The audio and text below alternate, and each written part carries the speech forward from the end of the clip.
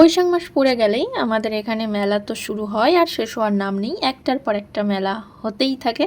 আর মেলাতে অবশ্যই সবাই ঘুরতে ভালোবাসে, আর আমিও খুব হ্যালো বন্ধুরা, আমি ঈশা চলে এসেছি একটা নতুন ব্লগ নিয়ে অনেক দিন পর। তো সবাইকে শুভ নববর্ষ শুভেচ্ছা, অনেক অনেক ভালোবাসা। নতুন বছর সবাই খুব ভালো কাটাও, আনন্দই থাকো আর খুব মজা করো। জীবন একটাই। হ্যাঁ, জীবন মানেই তো সুখ আর দুঃখের পাঠ।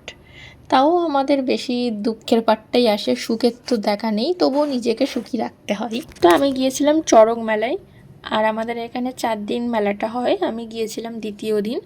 তো গিয়েই প্রথমে আমি ভাবছিলাম যে কী খাবো, তো সোজা আমি গিয়ে পাপড়ি চাট দোকানে ঢুকলাম, কারণ আমার পাপড়ি চাট খেতে ভীষণ ভালো লাগে। তাই ফার্স্টেই পাপড়ি চাট খেতে চলে গিয়েছিলাম। আর আমাদের এখানে এখন মেলা তো পরপর হয়েই যাবে, চড়ক মেলা, আর কদিন পর ফিরে আমাদের এখানে ঘোড়া দৌড়ের মেলা। ঘোড়া দৌড়ের মেলাটা আরো বিশাল বড় হয়, খুব ভালো হয়। তাড়াতাড়ি পাপড়ি চাটটা খেয়ে নিয়েছিলাম, কারণ সং এসেছিল, সং দেখবো বলে।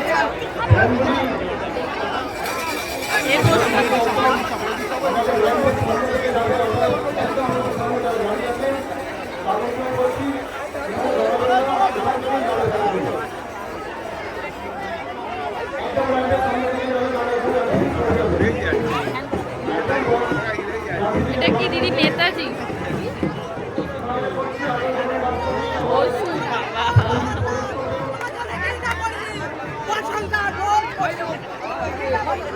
পাগল পাগলা।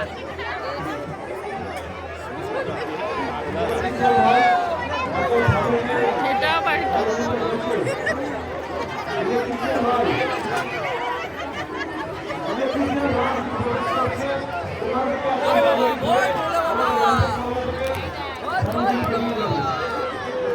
শিশু পাচার, এটা শিশু পাচার, এরকম শিশু পাচার হয়। হ্যালো, এটা রাম।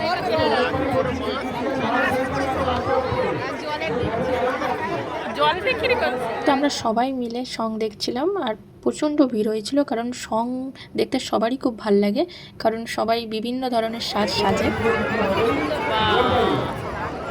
এটা মানে এটা বাবা মানছে ডবল হয়েছে। এটা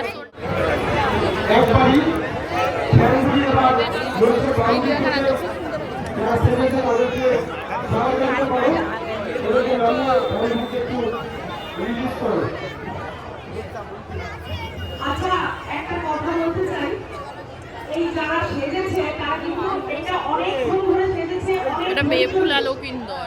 আর আপনারাও যারা দেখছেন তারাও অনেক ধৈর্য নিয়ে দেখছেন। মহাজন, এই জায়গাটা মন্ত্রী করা উচিত আছে।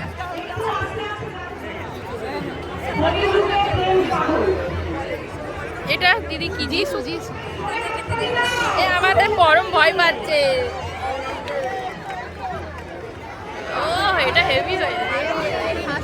হ্যাঁ, এই আই দিদি ভূত ওই ভূত আসছে। ওই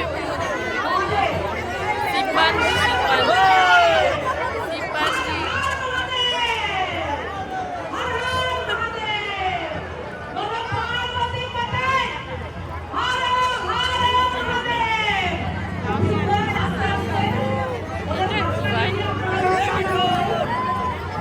পরম ভয়ে পালিয়েছে। তারপরে আমি চানা খেয়ে নিয়েছিলাম।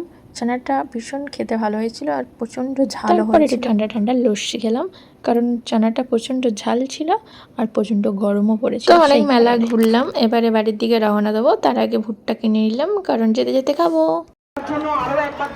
এই তুই লাস্টে মেলাতে এসে ভুট্টা খা। নতুন বছর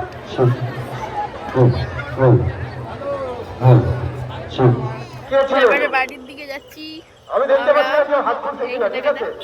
ওখানে ভুট্টা খেতে খেতে বাড়ির দিকে যাচ্ছি, কারণ হেঁটে হেঁটে যাবো, অনেকটা দূর আছে। বাড়ি যাবি? এত আমরা চলে এসেছি, আর আমার দিদি এত কিপটে, গাড়ি করে আসেনি, হেঁটে হেঁটে নিয়ে এসেছে। কত দূর, পা যন্ত্রণা করছে, এত কিপটে কি বলবো। ওই তো হেঁটে হেঁটে আসছে। তো ভিডিওটা এই পর্যন্তই থাক। কেমন লাগলো ভিডিওটা অবশ্যই কমেন্টে জানাবে। আর পরবর্তী ভিডিও খুব তাড়াতাড়ি আসবে, দেওয়ার চেষ্টা করব। এখন ঠিক মতন ভিডিও আর দিতে পারছি না, তবুও দেওয়ার চেষ্টা করব। আর সবাই খুব ভালো থাকবেন আর অপরকে ভালো রাখবেন। সবাইকে টাটা।